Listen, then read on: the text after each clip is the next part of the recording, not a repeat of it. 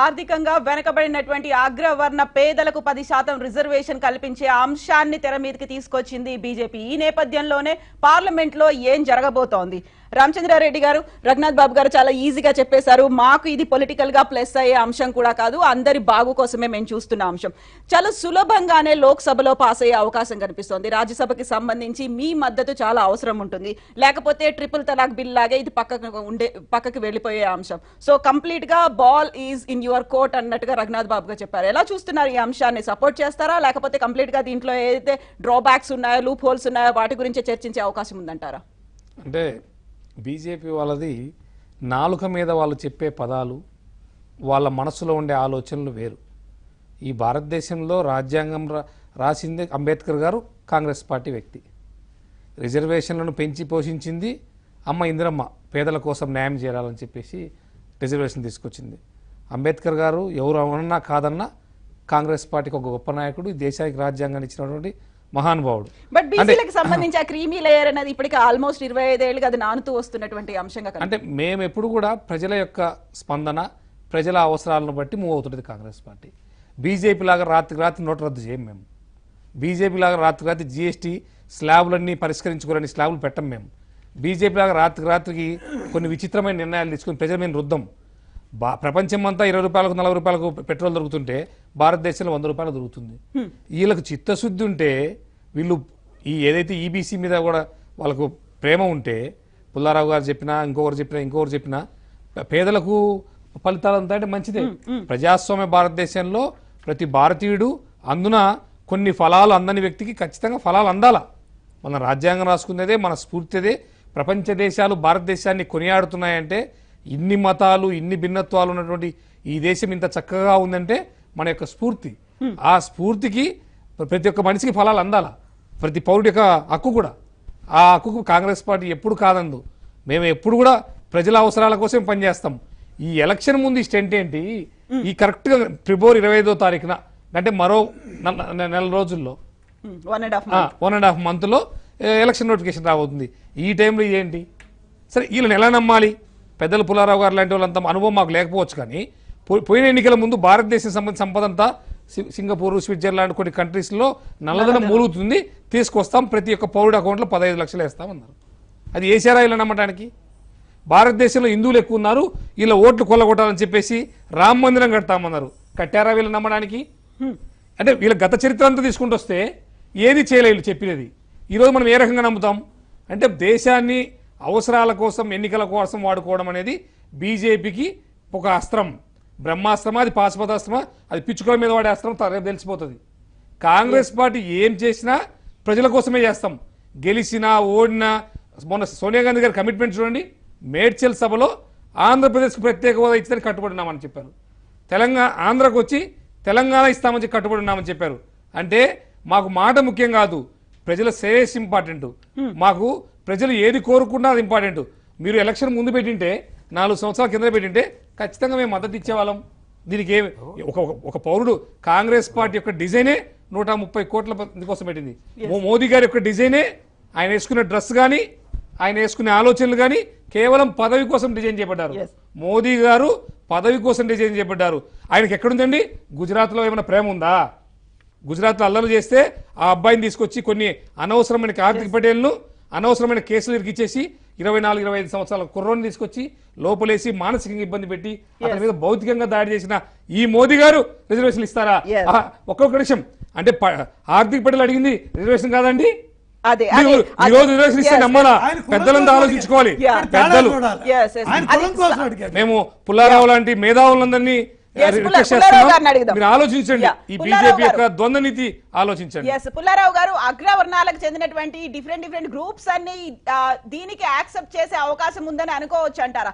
ఉన్నటువంటి జాట్లు కావచ్చు, గుజ్జర్లు కావచ్చు, పటేళ్లు, కాపులు, వీళ్ళందరూ తమ సామాజిక వర్గానికి రిజర్వేషన్ కావాలని కోరుతున్నటువంటి తరుణంలో కంప్లీట్ గా అందరికీ కలిపి ఒక అంశాన్ని తీసుకొని వచ్చి వాళ్ళందరికీ కలిపి 10% కోటా అంటే వీళ్ళందరి యాక్సెప్టెన్సీ ఉంటుందంటారా? ఏకగ్రీవంగా వాళ్ళు ఆమోదించే అవకాశం కనిపిస్తుందా?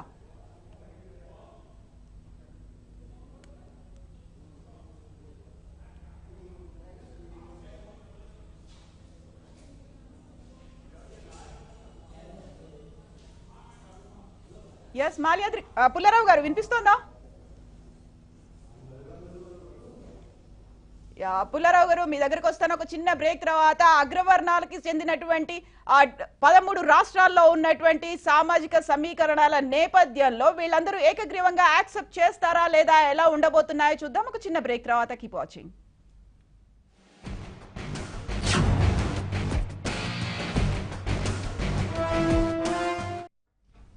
Welcome back to news room discussion. Pullarao గారు, ఇప్పుడు అగ్రవర్ణ పేదలందరి దగ్గర నుంచి ఏకపక్షంగా మద్దతు లభించే అవకాశం కనిపిస్తుందా? ఇండివిజువల్ గా సామాజిక సమీకరణాలు మా కమ్యూనిటీకి సంబంధించి రిజర్వేషన్ కావాలని పోరాటాలు ఇంతకాలం చేస్తూ వచ్చినటువంటి నేపథ్యంలో డిఫరెంట్ కమ్యూనిటీస్ ఇవన్నీ 13 రాష్ట్రాల్లో ఉన్నటువంటి అగ్రవర్ణ ఇవన్నీ కలిసిపోయే అవకాశం ఉంది. ఏకపక్షంగా మద్దతు ఇచ్చే అది కనిపిస్తోందని మీరు భావిస్తున్నారా? అంత ఈజీగా జరిగే పని కాదు. ఒక చట్ట ఇంట్రొడ్యూస్ చేసాం, ఓట్లన్నీ పరిగెత్తుకునేస్తారంటే అది లేదు. కానీ ఒక సెంటిమెంట్ అనేది మాత్రం ఉంటుంది.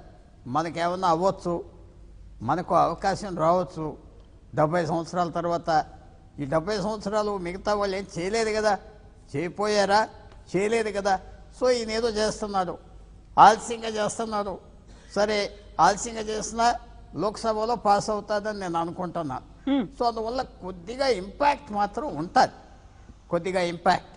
అది పూర్తిగా పెద్ద సక్సెస్ అయిపోతుంది మీరు అన్నట్టుగా బ్రహ్మాస్త్రం అనే కాదు, కొంచెం పాజిటివ్ ఇంపాక్ట్ మాత్రం ఇది ఉంటుంది. ఎందుకంటే ఇప్పటి వరకు ఎవరేం చేయలేదు కదా. సో అందువల్ల ఇదొక వాళ్ళు రాజకీయంగా ఒక పాజిటివ్ స్టెప్స్ తీసుకున్నారు. అది ఆఖరి వరకు చూడాలి, చేయాలి. వాళ్ళు మాత్రం ఆ చట్టం అవ్వేవరకైనా చేయాలి. తర్వాత కోర్ట్స్ ఏం చేస్తాయి అన్నీ వేరే విధానాలు ఉన్నాయి. అందువల్ల ఇది పాజిటివ్గా బీజేపీకి మనం ఆలోచించవచ్చు. ఎస్ మాల్యాద్రి గారు, ఈ అంశాన్ని మీరు ఎలా చూస్తున్నారు? ఇప్పటిదాకా 2014కు సంబంధించి మేనిఫెస్టోలో పెట్టిన అంశాలన్నిటికీ ఆ హామీలు ఇచ్చిన హామీలన్నీ నెరవేరాయా, లేకపోతే 2019కి సంబంధించి ఇది సరికొత్త అస్త్రంగా కనిపిస్తోందా? ఎలా ఉంటుందని మీరు అనుకుంటున్నారు? పర్టికులర్ గా ఏపీకి సంబంధించి చూసుకుంటే కాపు రిజర్వేషన్ లో పెద్ద ఎత్తున ఉద్యమం కూడా జరిగింది. వివిధ రాష్ట్రాలకు సంబంధించి 13 రాష్ట్రాల్లో డిఫరెంట్ డిమాండ్స్ తో ఉన్నటువంటి నేపథ్యంలో పర్టికులర్ గా ప్రతి రాష్ట్రము దీనికి ఏకపక్షంగా మద్దతు చెప్తుందని మీరు అనుకుంటున్నారా?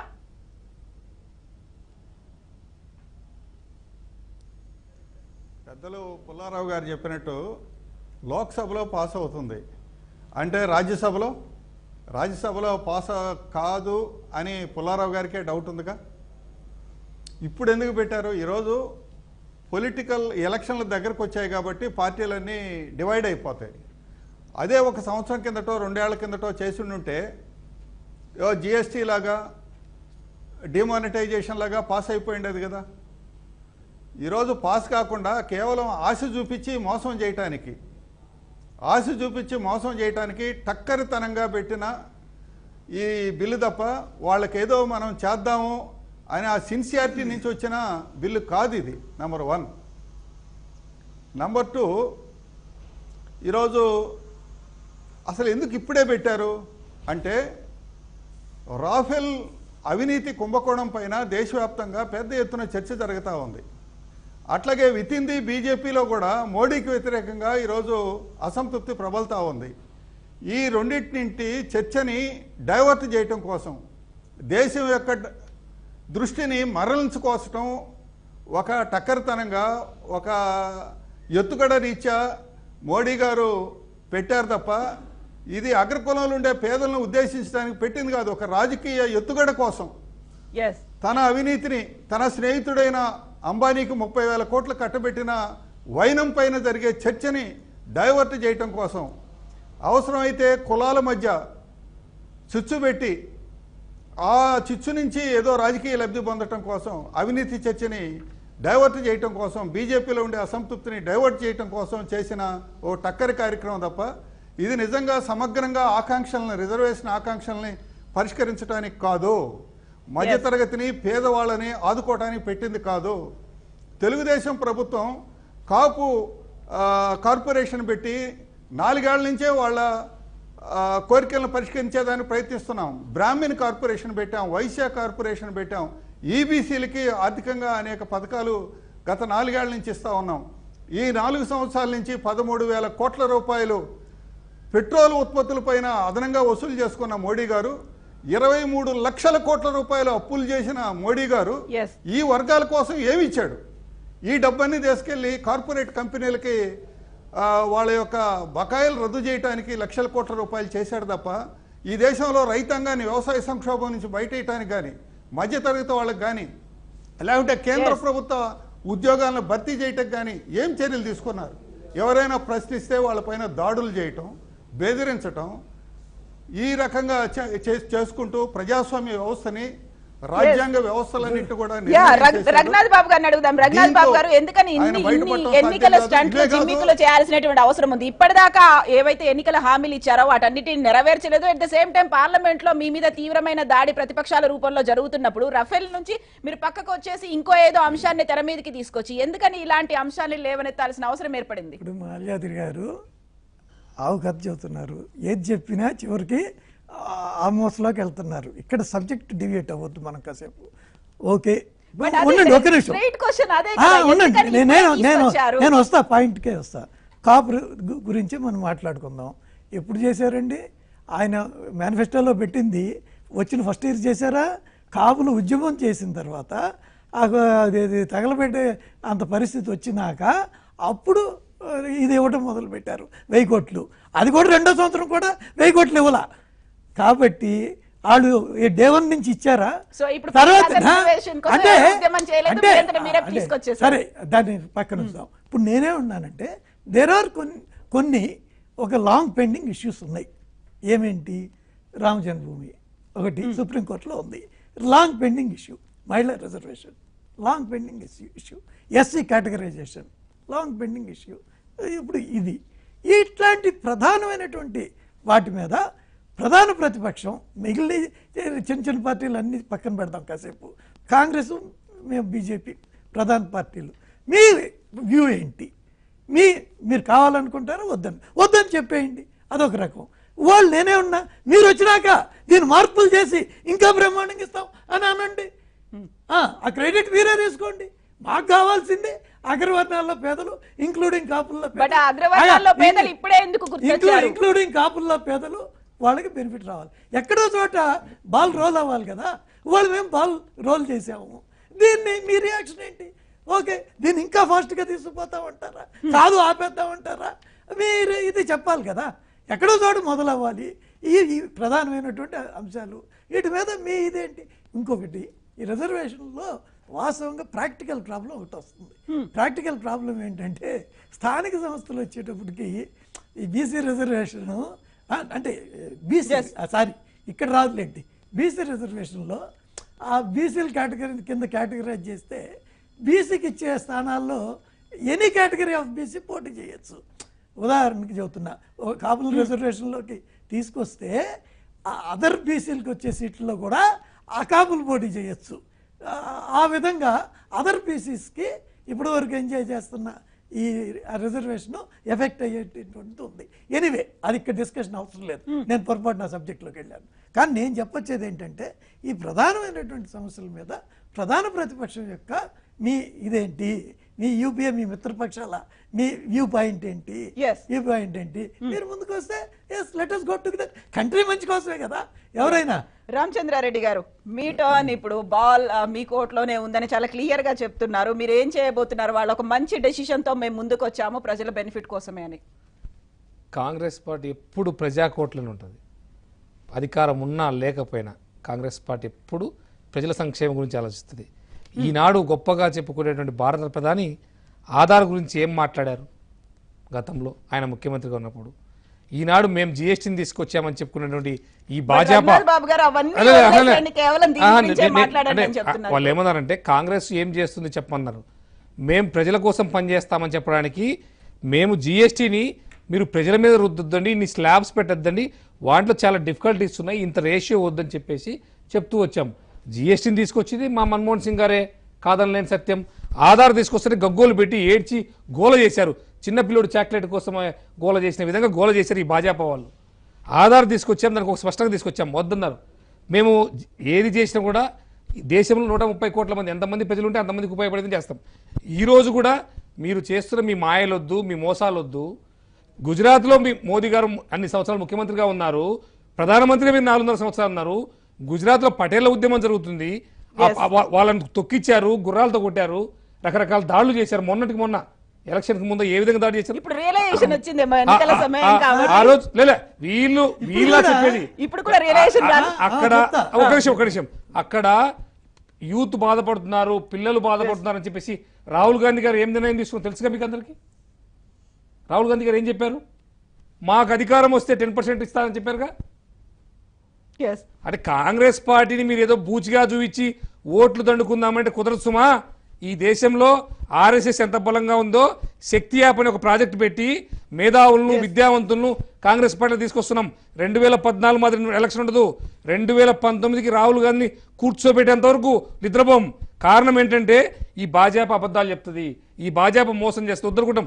గుజరాత్ వచ్చేసింది. ఇది కవిత గారు మీరు గమనించండి, ఏదైతే పిల్లలు బాధపడుతుంటే రాహుల్ గాంధీ గారు చెప్పారు 10% రిజర్వేషన్ ఇస్తాను మాకు ప్రభుత్వాన్ని, బోటాబోటు జస్ట్ అట్లా ఓడిపోయాం. అంతేగాని మేము ఎప్పుడు ప్రజా సంక్షేమం కోసం ఎక్కడైనా ఒక ఇష్యూ జరిగితే ఆ ఇష్యూస్ కాంగ్రెస్ పార్టీ ఇన్వాల్వ్ అవుద్ది, ప్రజలకు ఏం మేలు జరుగుతుంది డెసిషన్ తీసుకుంటాం. కానీ ఇట్లా ఎలక్షన్ స్టేట్ కోసం మేము ప్రకటించలేదే. తెలంగాణ విదేశం తీసుకోండి, ఎక్కడో కాదు, ప్రపంచమంతా కాదు. తెలంగాణకి ఏం చెప్పారు? తల్లిని చంపి బిడ్డను వేరు చేశారు చెప్పారు. మేమేం చేశాం? ఆంధ్ర రాష్ట్రంలో కాంగ్రెస్ పార్టీ ఇబ్బంది పడి తెలిసి కూడా తెలంగాణ ఇచ్చిన కమిట్మెంట్ మాది. కాంగ్రెస్ పార్టీ కమిట్మెంట్ ను ఎవరు ప్రశ్నించకూడదు, ప్రశ్నించినాక వాళ్ళ విజ్ఞతకే వదిలేసేయాలి. ఎస్ పుల్లారావు గారు, ఇప్పటికీ ఆల్రెడీ మనకి 49.5% రిజర్వేషన్లనే ఉన్నాయి. కొత్తగా ఇప్పుడు 10% రిజర్వేషన్ కి సంబంధించి రాజ్యాంగ సవరణ కూడా అవసరం అవుతుంది. పార్లమెంట్ లో బిల్ పాస్ అయిన తర్వాత రాజ్యాంగ సవరణ, దీని అంతటికీ టైం ఉందని మీరు భావిస్తున్నారా? ఎలక్షన్స్ కూడా వచ్చే సమయం ఆసనం అయిపోయింది. ఈ నేపథ్యంలో ఆ రాజ్యాంగ సవరణ కోసం ఒక ఆర్డినెన్స్ తీసుకురావడానికి ఈ సమయం సరిపోతుందా? మీ అబ్జర్వేషన్ ఏంటి? నేను టైం సరిపడదు అనుకుంటున్నానండి. ఎందుకంటే రాజ్యసభ పాస్ అవ్వాలి, పాస్ అవ్వాక రాష్ట్రాలకు కూడా వెళ్ళాలి. ఇది కాన్స్టిట్యూషనల్ అమెండ్మెంట్ అయితే రాష్ట్రాలకు కూడా వెళ్ళాలి, అందరూ ఒప్పుకుంటారు. ఇదంతా ఒక నెలలో చేయగలరా లేదా? ఒక విషయం, రాజ్యసభలో ఇందాక మనం మాట్లాడినప్పుడు తెలుగుదేశం నాయకుడు ఒక రెఫరెన్స్ చేశారు, పాస్ అవుతే అవ్వచ్చు, వాకౌట్ చేయొచ్చు కాంగ్రెస్ పార్టీ అందరూ. ఎందుకంటే ఇది వ్యతిరేకిస్తున్నట్టుగా వాళ్ళు కూడా రికార్డులో రాకూడదు కాబట్టి. లోక్సభ, రాజ్యసభ, రాష్ట్రాలు, రాష్ట్రపతి సంతకం, తర్వాత ఇంప్లిమెంట్ చేసే సమయంలో కోర్టు పరిస్థితి ఏంటి? కోర్టు స్పష్టంగా 50% దాటకూడదని ఇచ్చిందని మన అందరికీ తెలుసు. కానీ ఇది చదువులకి, ఎడ్యుకేషనల్ ఇన్స్టిట్యూషన్స్కి అని ఏదో పెట్టినట్టుగా ఇంకా క్లారిటీ రాలేదు కాబట్టి మనం చూడాలి. ఇంకా 4 స్టెప్స్ తీసుకోవాలి ముందర, లోక్సభ, రాజ్యసభ, రాష్ట్రాలు, ప్రెసిడెంట్ సంతకం. ఎస్. సో రఘునాథ్ బాబు గారు, చాలా టైం పడుతుంది, ఇంత తొందరగా అయిపోదేమో అని పుల్లారావు గారు అబ్జర్వేషన్. సో ఓవరాల్ గా అయితే ఒక ఎన్నికల జిమ్మికి ఒక స్టంట్ గా మాత్రమే భావించవచ్చు. ఇది ఓట్ల కోసం బీజేపీ చేస్తున్నటువంటి ఎత్తుగడగా అంటే అంటారు మీరు? నేను ఇందాకే ఒక మాట చెప్పాను, ఏమని, ఇది ప్రధాన ప్రతిపక్షం కానీ యూపీఏ కూడా కలిసి వస్తే అవుతుంది. ఇప్పుడు ఈవెన్ రాజ్యాంగ సవరణ అయినా కానీ ఇప్పుడు 2 రోజులు ఎక్స్టెండ్ చేశారు పార్లమెంటు, ప్రధాన ప్రతిపక్షం కలిసి వస్తే అయిపోతాయి. హాఫ్ ద స్టేట్స్ కావాలి రాజ్యాంగ సవరణకి. అంటే ఇది అయిన తర్వాత half the states Congress BJP అనుకుంటే హాఫ్ ద స్టేట్స్ కష్టమేం కాదు. So if there is a will there is a way. కానీ కాంగ్రెస్కి అసలు విల్ ఉందా లేదా అనేది క్వశ్చన్. తర్వాత ఇంకొకటి, ఇందాక ఇప్పుడు జాట్ల గురించి పటేళ్ల గురించి మాట్లాడారు. మేము ఇప్పుడు చెబుతున్నాం, కుల ప్రాతిపదిక ఇంకా యాడ్ చేసుకునే దానికన్నా ఈ ఎకనామికల్లీ వచ్చినప్పుడు డెఫినెట్గా ఆ కులాల్లో వెనకబడిన అగ్రవర్ణాల్లో వెనకబడిన కులం ఉంటుంది కదా, లైక్ కాపులు, ఇందాక నేను చెప్పినట్టు వాళ్ళకి బెనిఫిట్ వస్తుంది. ఇందాక మాల్యాద్రి గారు ఒక మాట అన్నారు, ఏదో రాఫెల్కి సమాధానం చెప్పాక అటెన్షన్ డైవర్ట్ అని. మీరు నిర్మలా సీతారామన్ గారు 2 hours చెప్పారు. ఆ 2 hours కూడా గమనించాల్సిన పాయింట్ ఒకటి ఉంది. అదేంటంటే అసలు వచ్చే ఎన్నికలకి ఇదే మా అస్త్రం అన్నారు. కాబట్టి వచ్చే ఎన్నికలకి రాఫెల్నే మేము అస్త్రంగా వాడతాం, కాంగ్రెస్ మా మీద వేయటం కాదు. మేము వాళ్ళకి ధీటుగా దాన్నే మేము అస్త్రంగా వాడుకుంటాం. మేము క్లీన్గా ఉన్నాం, క్లీన్ చూపిస్తాం. కాబట్టి వాళ్ళు అస్త్రం వేయటం కాదు, తిరిగి అదే వాళ్ళకి బూమరాంగ్ గా వదలబోతున్నారు. Yes, thank you so much Ramachandra Reddy garu, thank you so much Raghunath Babu garu, Pullarao garu, thank you so much. 2019 elections నాటికి ఏం జరగబోతోంది, ఎవరు బ్రహ్మాస్త్రాలు ప్రయోగిస్తారు, ఎవరి మీద అవి బూమరాంగ్ గా మారబోతున్నాయి, వీటన్నిటికీ సంబంధించినటువంటి మినిట్ టు మినిట్ అప్డేట్స్ కోసం చూస్తూనే ఉండండి ఏబిఎన్ ఆంధ్రజ్యోతి.